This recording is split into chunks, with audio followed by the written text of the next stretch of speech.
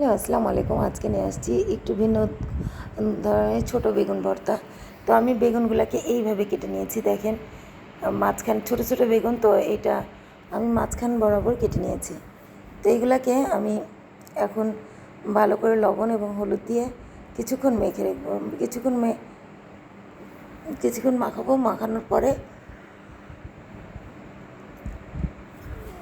মাখানোর পরে এটাকে আমি দেখেন আমি সরিষার তেল দিবেন, কড়াইয়ে সরিষার তেল দিয়ে তারপরে এটাকে ভেজে নেবেন।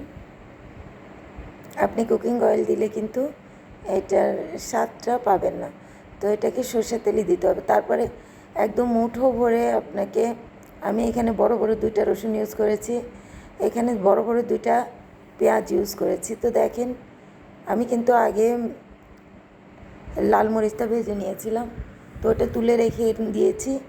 আর এখন এটা বেগুনটাকে আমি লাল লাল করে ভেজে নেব। আমি 2 পিঠই খুব ভালোভাবে, এই পিঠ 5 মিনিট আর ওই পিঠ 5 মিনিট, আপনার 10 মিনিটে এটা রেডি হয়ে যাবে। তো 5 মিনিট রাখলেই হয়ে যাবে। দেখেন আমার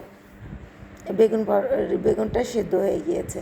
তো আমি এটাকে সবগুলাকে একসাথে আমি মিক্স করে নেব। তারপরে আমি এই মিক্সচারের সাহায্যে দেখেন এটাকে আমি ভালোভাবে মিক্স করে নিয়েছি। তো এটাকে আমি আর একটু ভালোভাবে মিক্স করে নিব।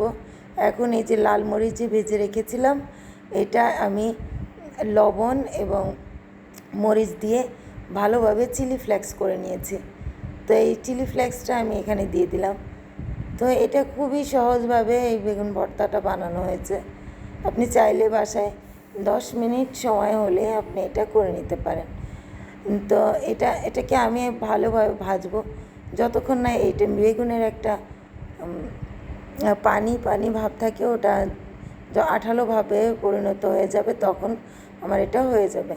তো এটা দেখেন আমার হয়ে গিয়েছে, আমি এটা সার্ভ করছি। আমি বেগুনের উপরে চামড়াটা কিছুটা ফেলে দিয়েছি। তো এটা দেখেন দেখতে কত লোভনীয় লাগছে। তো কেমন লাগলো আমার এই ইজি বেগুন ভর্তা রেসিপি? সকালবেলা নাস্তায় এটা দারুণ লাগবে। আসসালামু আলাইকুম।